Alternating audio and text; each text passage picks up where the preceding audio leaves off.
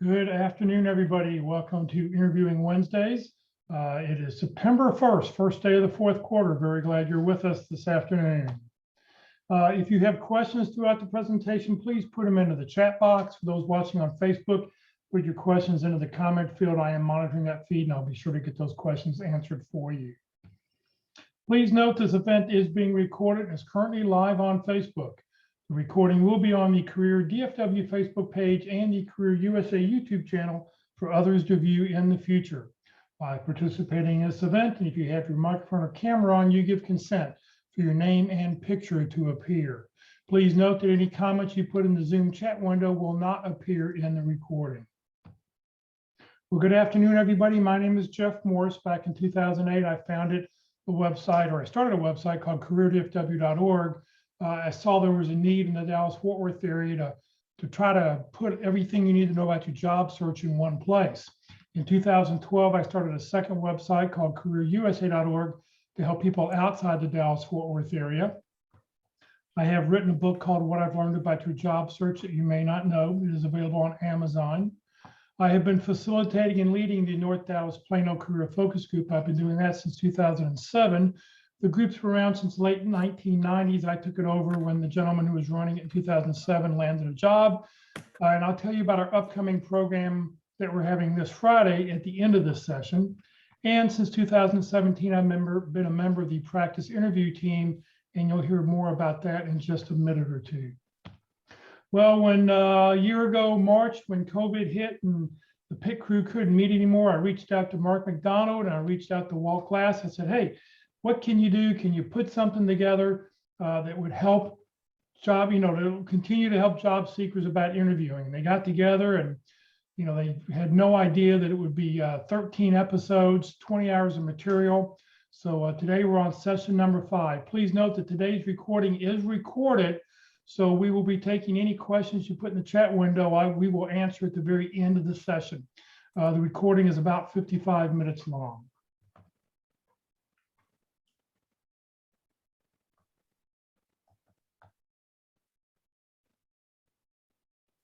Indeed, who knew we could come up with 20 hours on interviewing, but I'll show you the schedule in a minute and you'll see how that is possible. And we're going through it now. So I'm Mark McDonald. I had a long career in the telecommunications equipment industry.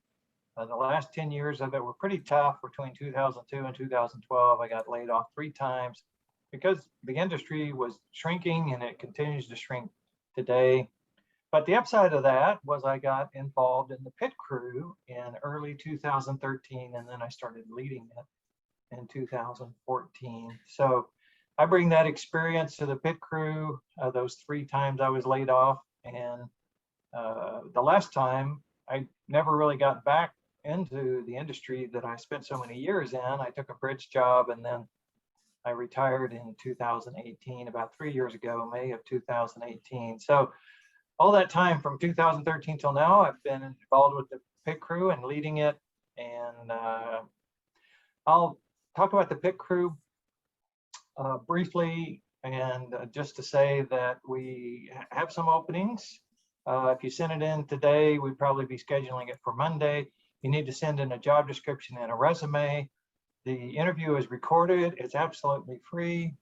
The people who interview you have all been hiring managers, and many of them are in job transition like you, so they have a lot of empathy for your situation. And our goal is to shorten your job search. So practice early, practice often. Send your resume and job description to dallaspitcrew@gmail.com, and I'll go to work setting up your practice interview. There's my LinkedIn profile. Just send me a brief note that says we met on Interview Wednesday. That's good enough for me. I want to know that we really engage, that you're not just a spammer. So just include that note and that'll be good for me.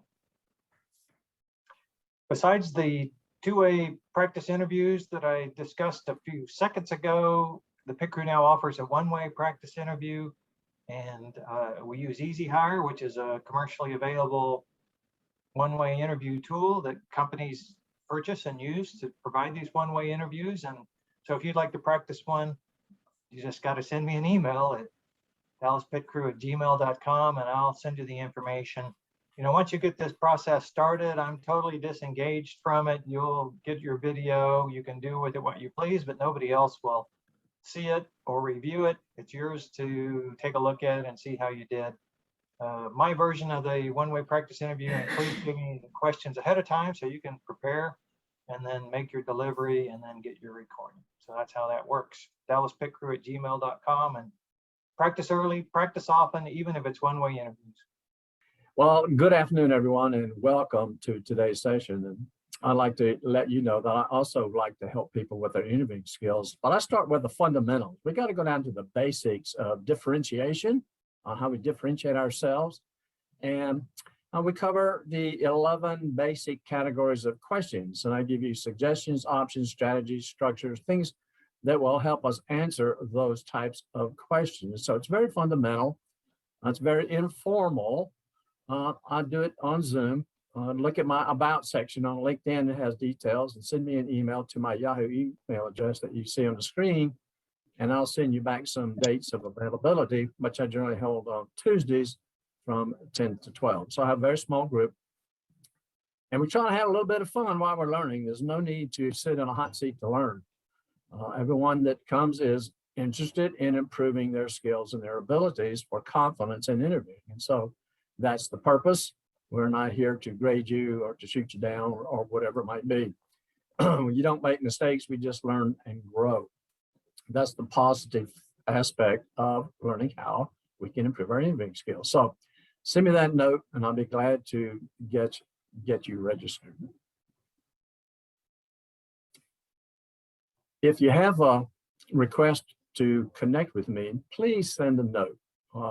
I like to practice differentiation because what do?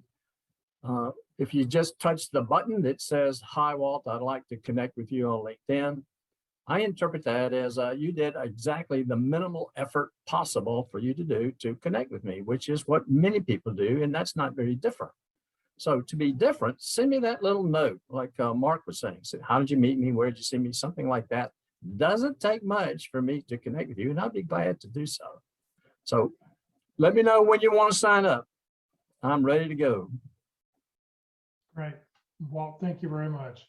Well, today is session number 5, analyzing the job description, what you need to know about job descriptions, analyzing a job description for clues regarding what you can do to help and what to include when there is no job description. So gentlemen, please take it away. And analyzing the job description, another great session from Walt and I about the final topic in the preparation series of the first 5 presentations. Now it won't go again. Let's try it one more. There we go. The first 5 sessions are all about preparing to interview. And so we're on session 5 of the preparation section. So there they are, recruiting, how to prepare, networking, star stories, video interviewing last week, and now analyzing the job description. And then next week, we start another series of 5, which is all about effective interviewing. So 5 to prepare, 5 for effectiveness, and then the last 3 are kind of additional special topics that build on all the information that came before, including how to handle difficult interviewers and their difficult questions and avoiding crashes. So that's what's coming up. All of these are available on the Career USA YouTube channel. That's where I go to take a look at them. I think they're also on Facebook, but I don't spend much time on Facebook. Jeff will tell you where to find them. So if there's a topic you see on this list that you'd like to focus on right now, you can go find those on the Career USA YouTube channel, and it'll be recent. It'll be in the last 3 months or 4 months. And so you can take a look at those. If you're curious about how to build rapport, you can go look at number 10 there. You can find it on the Career USA YouTube channel. All right. Okay, I'm going to kind of talk about the character of job description. So this is a pretty high level thing. Walt's going to get into actually analyzing them and how there are more details about how they're made. But I think it helps to understand just at a very high level, the character of a job description, what's the environment that's generating them. And this will explain why sometimes There's a gazillion requirements. It explains sometimes why they're very vague. It explains sometimes why you get a job description and they tell you, well, don't pay attention to the job description. You know, that's not really right. And you're going like, why would you give it to me if it's not right? But I'll cover that in my portion. And then Walt's going to go into a specific example of breaking down the job description and how to identify what is most important and how you should prepare for your interview. So this is still in the preparing the interview section. So typically, when you look at a job description, you're going to see 4 sections. And let's just focus on the first, before the first slash, okay? Because it'll be a job summary, then responsibilities and duties, then qualifications that you're supposed to have for the job, and then perhaps a preferred qualification section. Now, each of these sections go by different names, but typically you'll see 4 sections. Like for instance, the second there, it might say overview. Okay, that's the same as the summary. It might say responsibilities. Okay, that's pretty straightforward. Responsibilities and duties. Qualifications may be labeled technical skills, so on and so forth. You sometimes don't always have a preferred qualifications section. Now, the first thing to remember, and I heard Tony Bashir talk a couple of weeks ago, maybe last week, about resumes, and he said something that was so insightful, I committed to memory, and it explains a lot. It says resumes are not read, they're scanned. Okay, so you got to prepare your resume as if somebody, which is true, is only going to spend 10 seconds looking at it. So it's really important to remember that a job description is a corporate governance document. Okay, what that means is it captures the structure of the organization and the job titles, the official job titles, and the job and the pay ladder is all, the job descriptions are all built around these corporate governance ideas of equal pay, opportunity for promotion,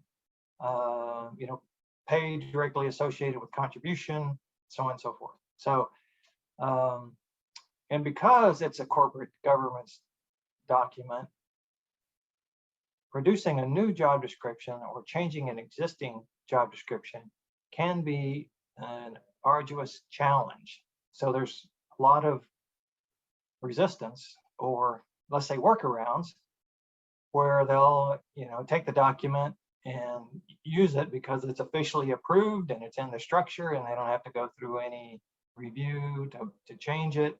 But in reality, it's not exactly what they're looking for. They have other requirements. Now, sometimes, so the first 3 parts of this, the summary, the responsibilities, and the qualifications, are part of that corporate governance part. Okay, so those 3 sections are used by HR to grade the position, or said another way, they have a position that's a senior level position, and so it needs to have certain items in the job description, and those are captured in the summary, the responsibilities, and the qualifications. Okay.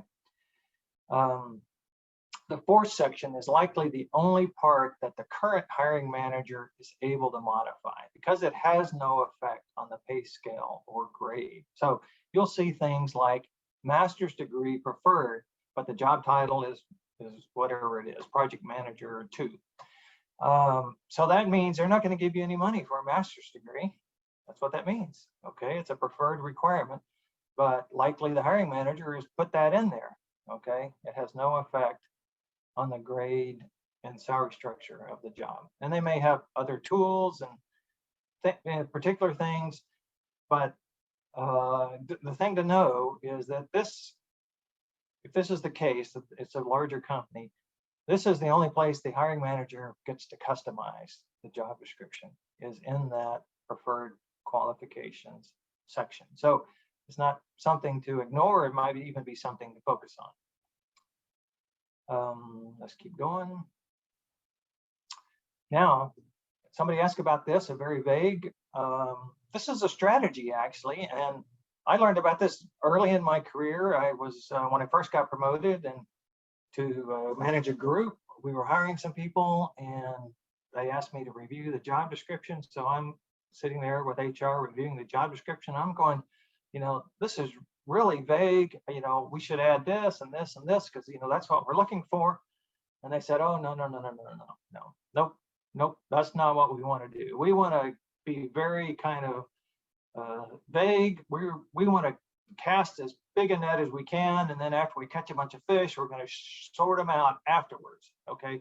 We don't want anybody turned away because there was some specific requirement they meet. They might be a great hire, so on and so forth. So this was their strategy, was just to collect up a whole bunch of people and then sort it out. Now, other companies don't want to do that. They don't want to spend the time doing that. They only want candidates to self-select, and so they'll put a lot of detail in there and expect mostly to hold you to it. Okay, you just don't know, but that's why you'll see some very vague job description. Now, also, some companies believe you can be trained to do just about anything, and so they're really hiring for personality and fit, who you are. We'll also talk about this, and so they may have very vague and limited job descriptions as well, because they're really looking for the right personality and the right type of person, and what you've done, achieved, is not as important to them as your motivation or your interest in working for their company. So that's another reason why they may not be very specific, and you'll kind of less experienced roles are usually less specific than more experienced roles, because new hires, new college graduates, or people young in their career don't bring a lot of experience with them. And so if you put a whole bunch of things on there, you're not really looking for that type of person. You're looking for a more senior person. Now, job descriptions are often out of date, written some time ago. And so they're not kept up to date because their corporate governance document, and it's a pain to get them changed. And when I say it's a pain, if you want to rewrite it, you got to get somebody from HR to do it. HR has to get it approved. It might have to go all the way up to the VP of HR. They'll spend some time figuring out how it fits into the job structure and the pay grade scale. And so it might take months to get this done. It can happen. It can happen, and I'll give you some examples here in a little bit. But most of the time, it won't happen until they find somebody who they believe meets their requirements. And then if a modification is required, they'll put in the effort to do that. And I've got several examples to share with you about that coming up. But mostly they'll grab what they got and run with it. Okay, they don't want to spend any time and effort reviewing or changing it. Now, so here's how this happens. The job description kind of grows and grows and grows over time as the age of the job description gets older and older. So, what I just said, it may not be true. Depends on the size of the company, really. They may allow the hiring manager with HR approval. It may not be that tough to add a few items. And so the list, they never take anything off. They just keep adding a few items at a time. And so I think a really detailed interview is a good indication that it was written some time ago and probably wasn't written by the current hiring manager and may not express the current priorities, meaning that the very first, requirement may not be the most important. It's buried in there somewhere. It may even be at the bottom, okay, because the most recent hiring manager added it to the list right at the bottom. So that's some things you got to watch out for. And so it makes analysis of the job description very important. It's not just saying, okay, well, these are the top 3 things that they put on their list, and that's what I'm going to focus on, because they may not be the top 3. They may be buried deeper down in the job description.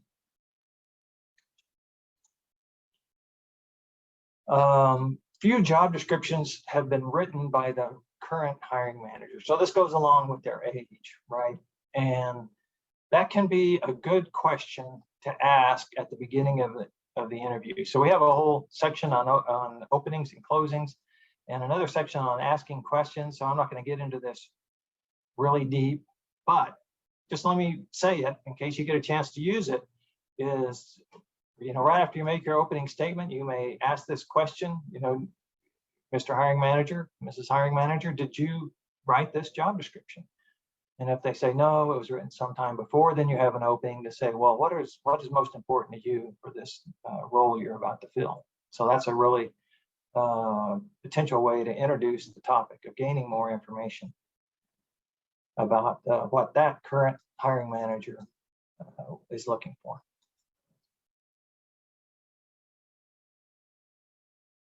Okay, some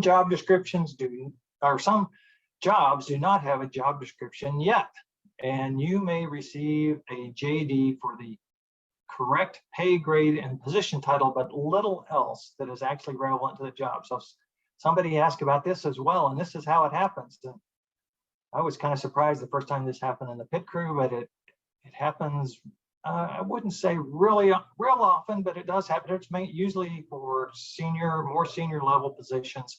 And so they'll give you a job description and they'll say, this isn't really the job description, but what it is it has the correct title and the correct level or pay grade. Okay, and it may not even have the correct title, but it might, if might be a senior accountant instead of a senior finance business analyst, and they're similar pay grade but different title. So you'll get a senior accountant when you're a senior business analyst, and they'll say, well, we're working on updating the job description. But that's how that happens. And so you're going to look at all these requirements for accounting and say, well, I'm a business analyst, and so I know something about accounting, but it's not what I really do. Well, that's what's going on. They're just trying to, if they're going through the process probably of getting that position approved, and so they have attached this job description to that approval as an example of how, what the person would cost and the span and scope of their responsibility. And so that's what's going on. So don't let that throw you off. And it can, certainly it's an unusual situation, but that's what's going on. But what do you do when there's no job description? What do you do when you're being hired for an undefined role where you get to define it, or perhaps it's in the head of the hiring manager and they, you got to get it out of them. Perhaps the recruiter knows, but perhaps they don't. So really, you will encounter some vague situations. And so to improve your ability to address what their needs are without them being written down, and to improve your confidence and to shorten your job search, you are going to have to do your own research. And here's what I suggest, okay, is that you find job descriptions that were for similar roles with competitors. And this is a good idea to do all the time, okay, is you're looking for certain things, you should look at job descriptions that are put out by the competitors of your target companies. You should just kind of look at the whole environment for what you're looking for in adjacent industries and your industries as well. But it's doubly important when you don't have a job description to know what people are asking for in similar situations, similar corporate situations. And that can inform you what they might be asking for as well. So having target companies really helps there, because you can focus on those target companies when you don't have an opportunity queued up and limited time to prepare. And so work on your prioritized list of target companies and go searching for job descriptions that are close to what you'd like to do in case pops up with a job, a job available that has no job description yet. You can still prepare and talk with confidence about what you're able to do and how you're able to help. In this case, it would be companies in similar situations, but you're using that as a straw man for their opportunity. Informational interviews would be really helpful here to ask people what their challenges are when you're interviewing them in an informational interview. And we have a whole session, I think it's session 11 on target companies and informational interviews. So if you want to go watch that one from, it would have been in April, it would have been in March. If you go look on the Career USA channel in the March 2021, you'll see that session 11. But that's how you can learn informally, I guess, through your contacts inside the company, what they might need and what's important to them. Is it safe to ask the interviewer if the company outsources their positions? Good question, Michelle. Yeah, recruiter, you should ask the recruiter. It's kind of a question about who's going to be your employer, right? It could be a professional employment organization. You could be employed directly with the company you're hiring. So that's a good question to ask the recruiter. Okay, now this is the important part. You're going to do this research and you don't have a job description, or you got a very vague job description. So you're going to have to make a leap. You're going to have to analyze and predict, kind of how you would help them. And you're going to put that in your opening statement. These are the ways I can help you. And you're going to list 2 or 3 ways that you believe you can help. But then you have to start asking questions. And it really starts with not the interview, but the recruiter. And hopefully there is a recruiter. But if there's not, whoever you're engaging with, you start asking questions about what their most important requirements are. So this is to confirm that what you found in your research is still valid, okay? And you likely may turn up some new things that weren't obvious from your research, but you're never going to know unless you ask, okay? Good practice in any interview, but especially if you don't have a job description, you're going to find out by asking. Ask everyone you interview with. If you go, if you have more than one person, you can ask every one of them, what are the most important priorities for this position? And what are the most important priorities from your perspective? And, what was it in my background that you believe will make the most impact here? That's a good way to draw out what they see in your background that's important to them. Got to find out what they're buying so you can address how you can help them. Walt will get into that a little more detail. Okay, here you go. Session 6 covers openings and closings and asking questions in session 8 and session 11, informational interviews. So I covered a lot right there. We've got sessions on these topics coming up. Okay, I got a little poll now. How close of a match to the job description would you need before you would pursue an opportunity? So please fill in that poll. And let's see, can I put them up on the screen for you guys on Facebook? Here they are. Here's your choices.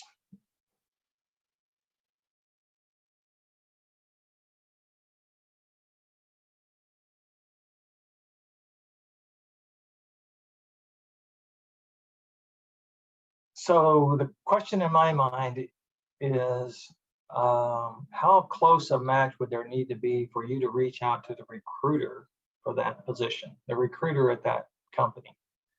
And here's what you want to be able to do. You want to be able to call up the recruiter and say, I have what you're looking for. Now, given what I just said about the hiring manager probably didn't write the requirements, that the things at the bottom of the list might be the most important ones to the current hiring manager, that sometimes these things grow over time.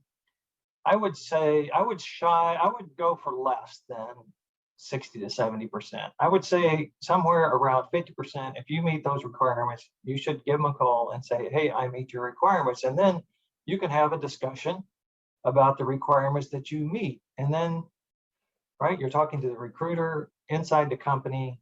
And now it may turn out that the priority is on other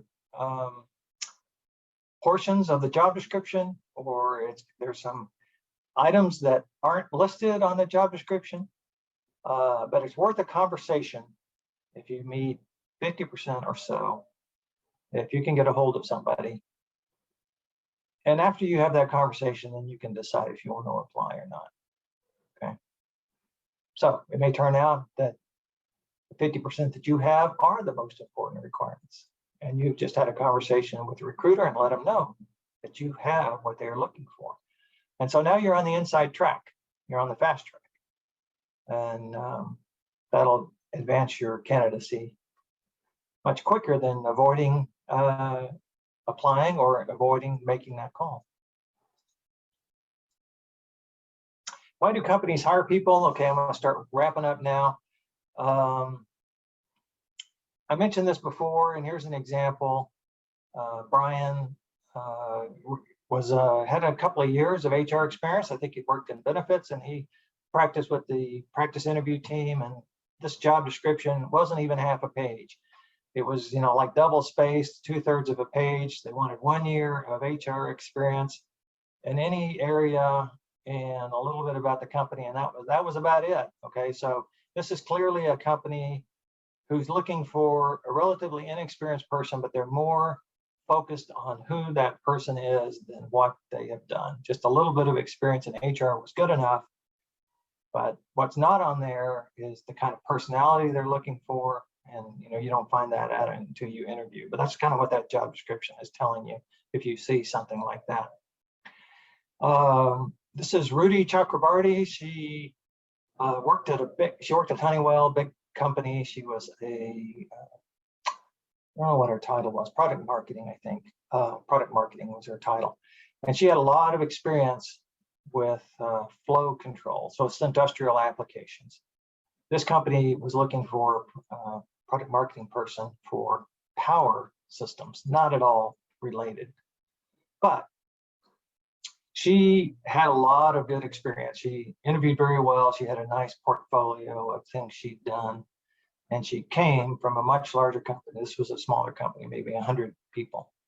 So after they met her, and she was encouraged by somebody on the inside to engage, even though she didn't have the major requirement, power systems background. But it turns out that was less important to them than the breadth and depth of her experience and the fact that she'd worked for a name brand company, Honeywell. So they changed the job description, took off the power system requirements, and used that job description to hire her. Now, can or will a company create a job for you? Yep, we've got 3 examples, absolutely. The City of Dallas, USAA, and Broadcom. So in all 3 of these cases, the candidate engaged, this was Monet Schumann, engaged the City of Dallas and pitched to them a role that they didn't have. And they agreed that they wanted to do that. And then they went through the process of building, creating a job description and getting it approved. So City of Dallas and USAA, those were both high-level positions. So that took several months, okay? But they kept the candidate engaged, with the process, and ultimately it came to fruition, and they were hired for brand new roles that didn't exist within the organization prior to them, having an informational interview, having lunch, or arranging to, pitch their idea. Broadcom was a meeting, it was an accounts payable, I think. Yes, accounts payable. So not a real high level position.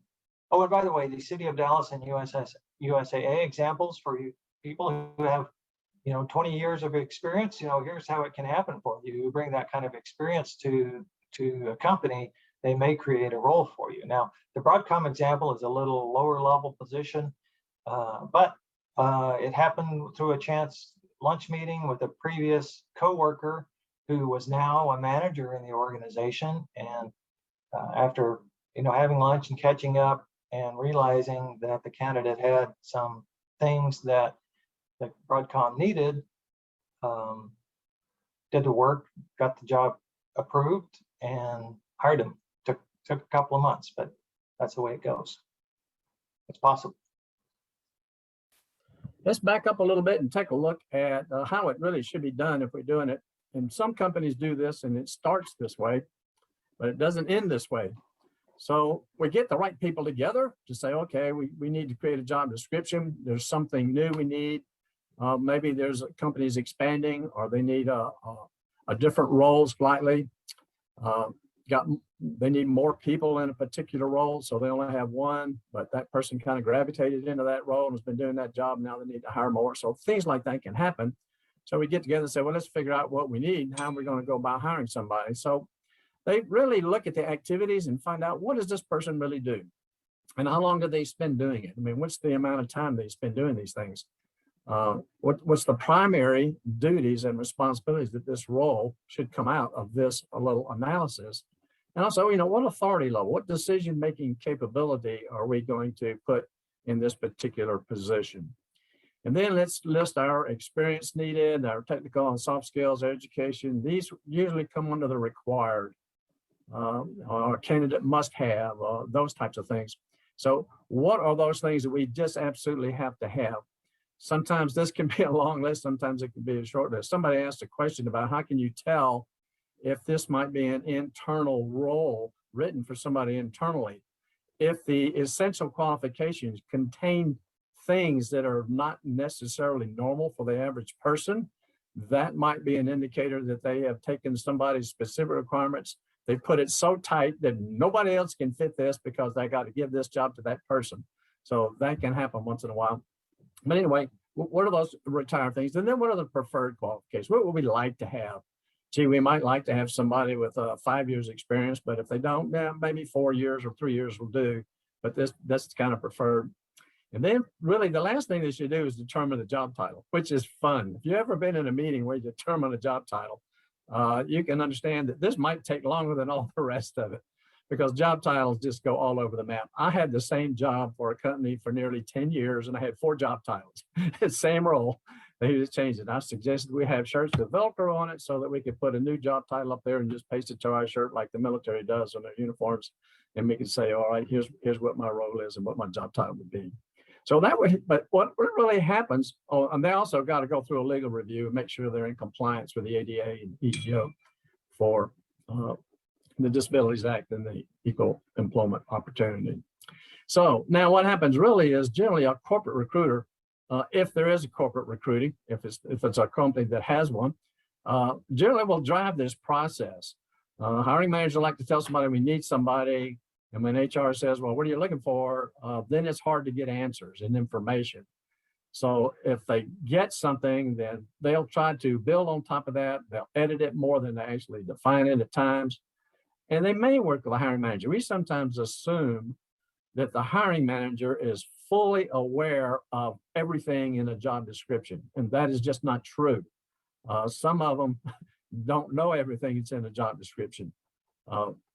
Yes, they know what they're looking for generally, but necessarily the job description may not really emphasize the things that they're looking for. There are companies that have more job descriptions than employees. So they build over time and you have all these roles and it keeps building and building and building. And the next thing you know, you got 5,000 employees and 5,500 job descriptions. And so generally agency recruiters are really not involved too much in this process.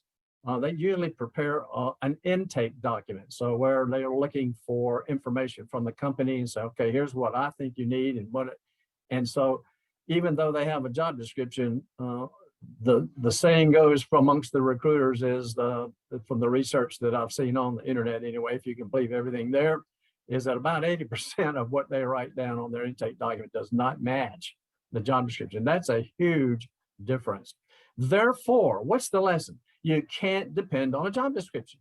You just can't look at that to say that describes the job completely and fully. I understand everything about it. You really can't trust it, but it is a starting point. At least I have something I can go with that. So I'm going to treat it as the starting point and see how I can go from there. If that's all I have and that's all I know, what can I do with that?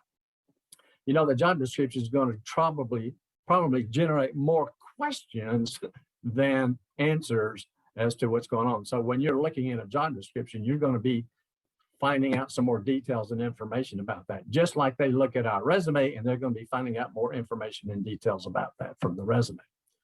So yes, we got to play the little game of, at least initially, of checking your resume and keywords, all right? This is something that I don't want you to do too much. I don't want to get into resumes, but you can't spend your whole life redoing and having version 75 of your resume. Now, you might have some different versions to tailor for sure, but once you get the job description, you can look at the keywords in the job description and see what the keywords are that match. JobScan is one of the tools that you might, I think it's jobscan.co or something like that. Thanks, Jeff, for the nod and Mark. where you can put yours in a very, very like a text format in one window, and then the job description other, and it'll come up with matching words. And I suggest you take, Mark was suggesting, take multiple job descriptions for the type of job you're looking for, and you can put 5 or 6 of them in that window and then come out and say, what's the most often used things? So you might find the top 5 skills and which ones of those are prevalent. So that might give you some ideas of how you might approach. But the idea is we want to match what they're buying, right, with what we are selling. So we start with that job description. So in my philosophy of what are they buying, it's 3 things. And so I've come up with this idea of saying, what is it that people buy? They want to buy who we are. What's your personality? What are your soft skills? What kind of characteristics do you have? How do you get along with teams? How do you get along with people? How do you get along with customers? That's why they ask us some questions about, how about a difficult time with? And you can say a customer or a vendor or a manager. You can put in anybody you want. And so how do you deal with that? So how do we solve problems? How do we do that? So they want to know about who we are. They also need to know about what we do. A lot of screening is done on the what we do, because they're looking at our experience and our background, our history. Do we meet the education requirements? Do we meet a lot of the things and activities that we'll be doing, things that we'll be responsible for? So a lot of screening covers that, but very little sometimes does that cover the personality and who we are. And then lastly, it's how we can help them. And this is the thing that I see that is probably the most often omitted area in our interviews and analyzing a job description to find out just exactly what is it we can do for them. This started out back in 2000 when I did my networking. I got into an interview. I got into the hiring manager, was Interstate Batteries, and we sat in a conference room, and he said, well, Walter, what can you do for me? Which was just an I help question. You know, he didn't ask all about my background, my experience, and what can you do for me? Well, I didn't have a clue, not a clue. So I walked out of there, I flunked. I got a G, not even an F. So it was so bad that I said, I got to fix this. And so that got me into this thing of doing the interview success workshop. And how do we sell these 3 things? So how do we find out based on what we know with a job description? So I took a job description, and this is the first part of one that I just selected. It's not everything in the job description. And I said, all right, let me look at this and let me see where the I ams, the I do's, and the I helps might be. So I looked at that one, and so I went through and just took all the soft skills and put them in red.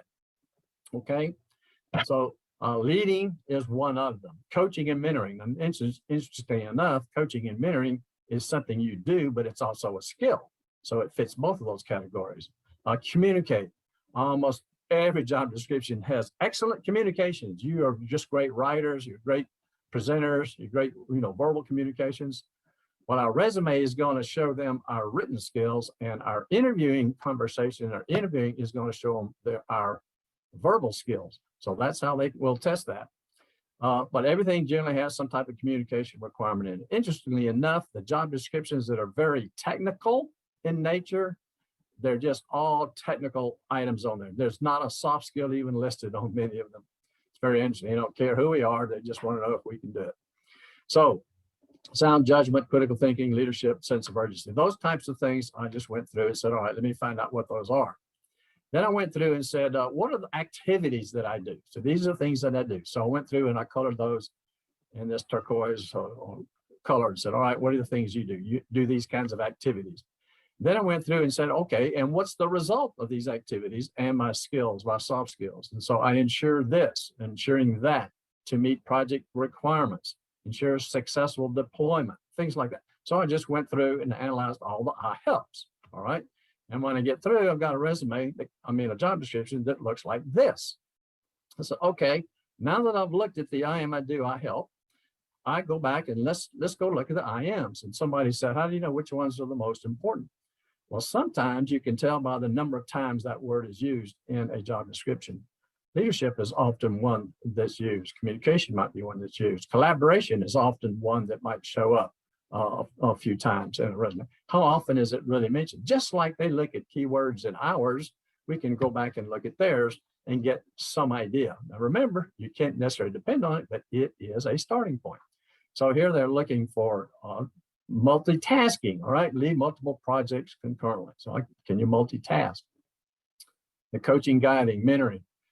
Communication, the sound judgment, critical thinking. I'm going to pay a little bit more attention to that later. Leadership and that sense of urgency. I have very, very few times seen sense of urgency listed in a job description, but I've seen it many, many times in corporations that says you have to have a sense of urgency about the task and of doing things. I remember in the last company, it did not say deadline oriented on the job description, but I will tell you that was very, very sacred in the company. We met all of our deadlines. They were absolutely critical to do that.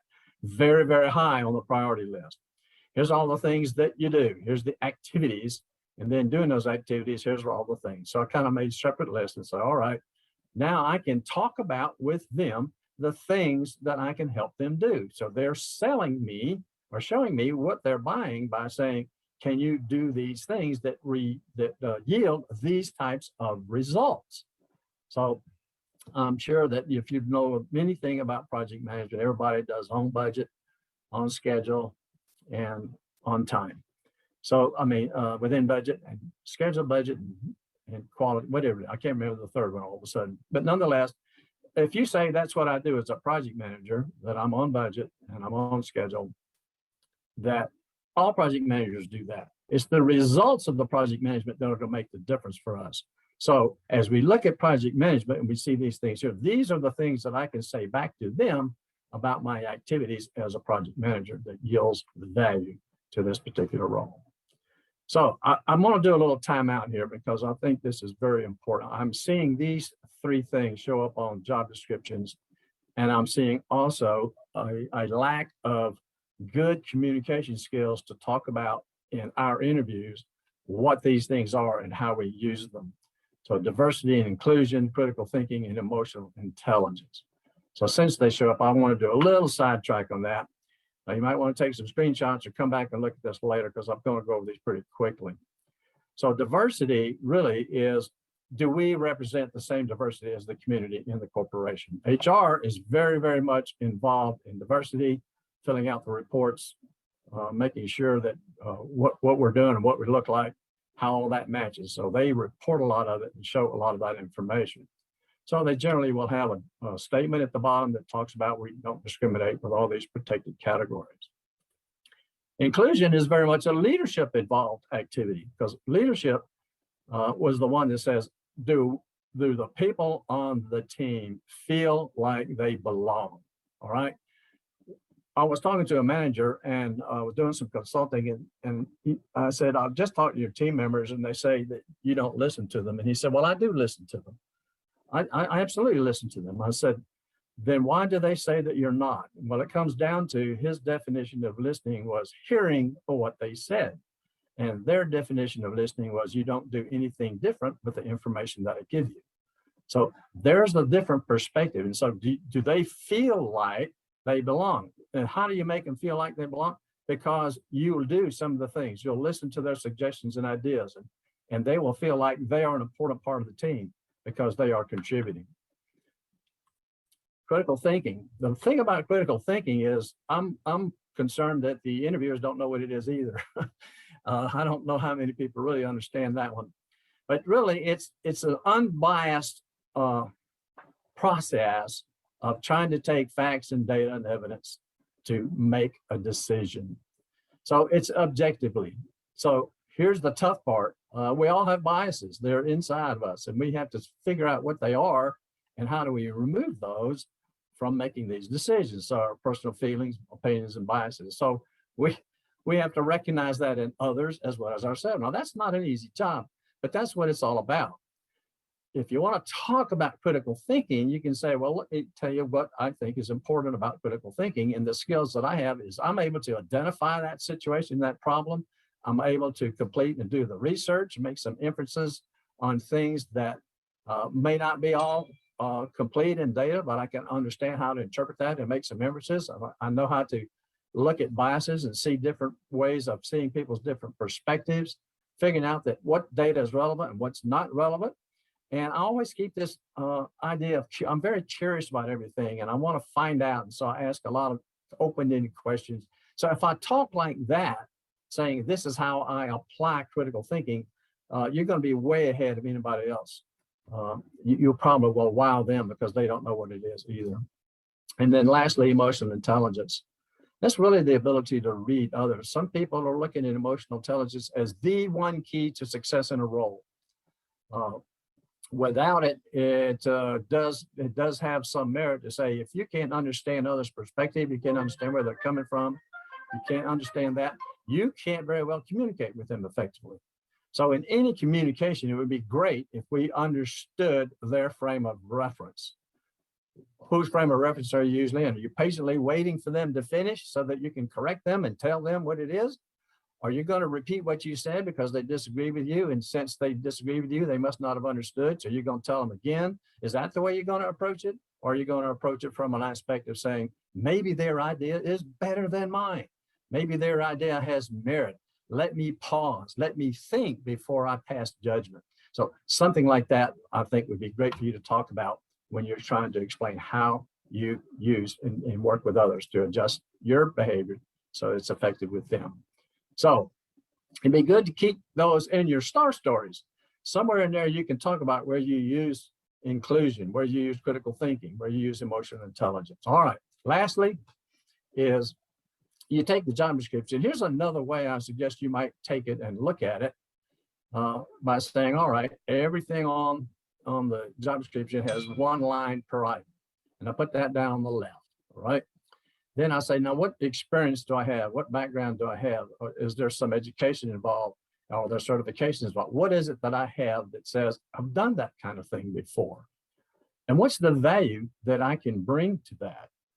So if I've done this I have this kind of soft skill, how is that soft skill related to a particular achievement that I've made? Then from my library of STAR stories, the situation, task, action, result, when they say, give me about a time when you promoted continuous improvement of service quality, productivity, and customer satisfaction. All right, well, then I can have a story that goes along with that particular item.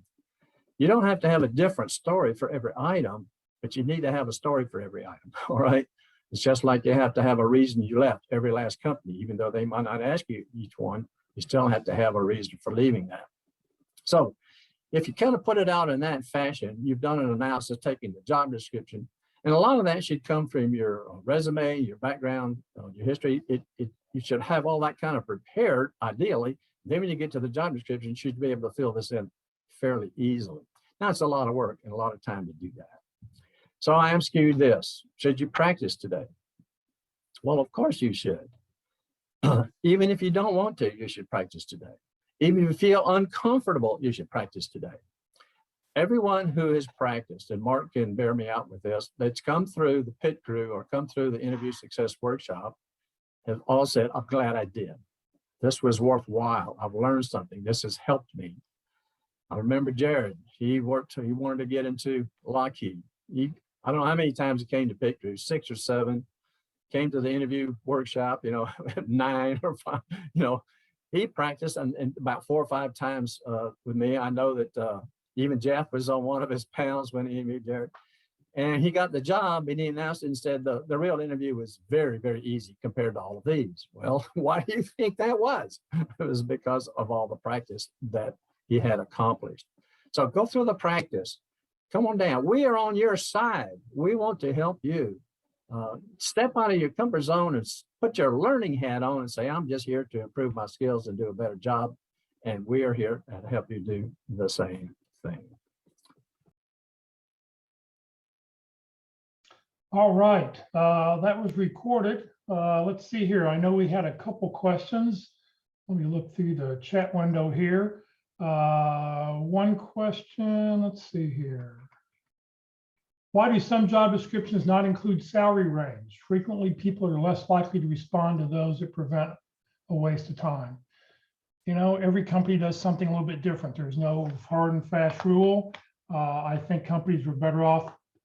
I think if they don't want to put down a salary range, they may be trying to either lowball you, or they all know what they need to pay. They all know what the salary's budgeted. And that's why it's one of those questions you need to ask on, what is the salary range? Because you're right.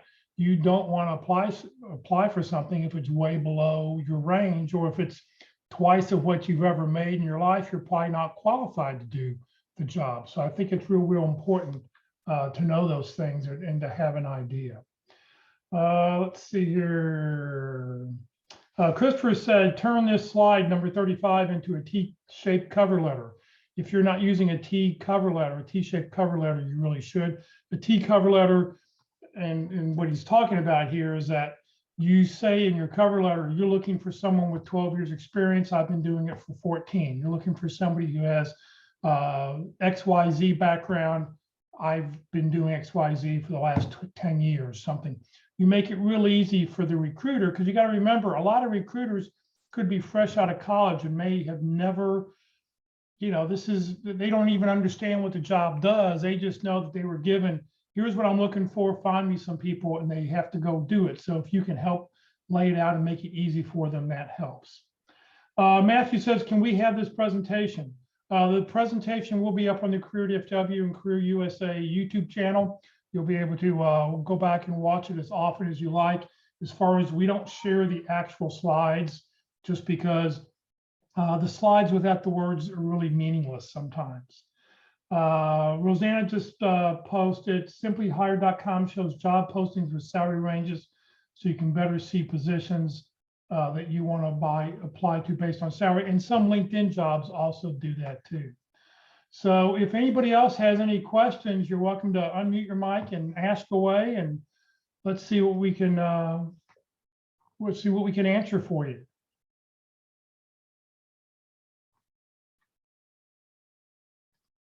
Any questions? Anybody else have any other questions?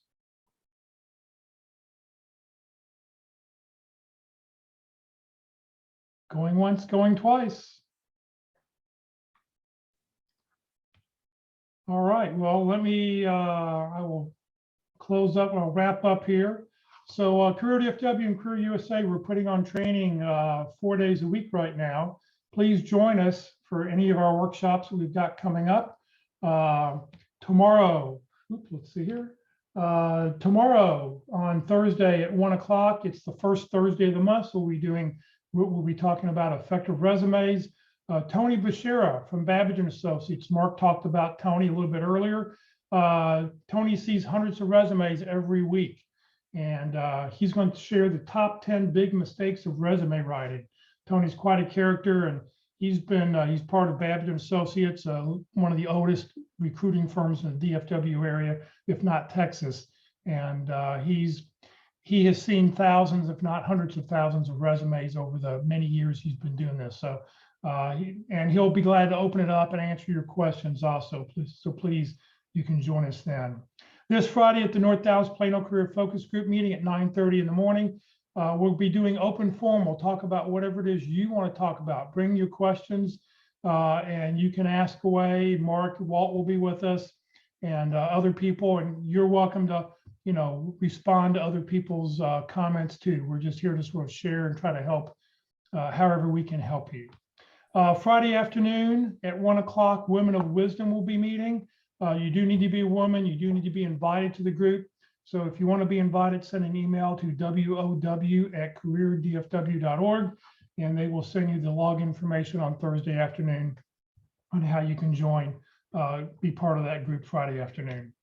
Next Tuesday, LinkedIn Tuesdays, Kurt Vondermatter. He's a retained search executive recruiter. He spends $10,000, $15,000 a year with LinkedIn on the full-blown recruiting package, and he's going to show us from the back end how he looks for you when he's doing searches. So a very interesting presentation. Next Wednesday, we'll be on session number 6, interview openings, closing, and follow-up. Sessions 1 through 5, we're preparing for the interview. Sessions 6 through 10 are all what to do during the interview. So we've all prepared, we've done all of our research. Now we've looked at we've analyzed the job description. Now we're going to start, here are the things we need to knock out. The initial interview opening, closing, very, very important. So please join us next Wednesday for that at 1 o'clock. And then next Thursday, being the second Thursday of the month, we'll be talking about networking. Our guest speaker is Michael Goldberg. He's out of the New York area. He used to be a professional boxer, and I think but I know he was even nothing else, amateur boxer. And so knockout approaches to networking. So we've had 21 different speakers on networking. Michael, I think, makes number 22. So it's always a great time when we hear different points of view about how to network. This session has been recorded. It will be on the Career DFW Facebook page and the Career USA YouTube channel. Please follow us on Facebook. Please subscribe to our YouTube channel. You can go back and watch any of these videos as often as frequently. You can pause them, stop them, do whatever you need to do to go back and get the information. On the Career USA YouTube channel, it looks like this. Click where you see that red arrow where it clicks on playlist, and then up will come the different playlists at the very bottom of the screen where you can see resumes, interviewing, LinkedIn, North Dallas Plano Career Focus Group speakers. And then don't click on the video, but click down below where it says view full playlist, and then up will come a list of all the different sessions that have been recorded, and you can go back and pick whichever one you're interested in seeing. If the newest one's not on the top, click on that little sort button at the very top, and it'll get the newest one to the very top. If you're not receiving emails about our workshops and you'd like to join the Career USA mailing list, you're welcome to do so. The nice thing about the mailing list is that you will get every morning the topic of the day, the title of the day, and the Zoom link of the day. So you don't have to go looking for it someplace else. It'll be right there in your inbox. So if you'd like to join, just send an email to that email address, and I'll put it up here at the very end also. Please note, Career DFW, we're a 501c3 nonprofit organization. Walt, Mark, all the speakers that you hear here on these presentations are all volunteering their time to help you. We have no full or part-time employees. Everything I've done over the last 13 years has been as a volunteer. I'm just here to help you land your next great opportunity. So Career DFW survives on donations. Please consider making one when you get your next job opportunity. So thank you for joining us today.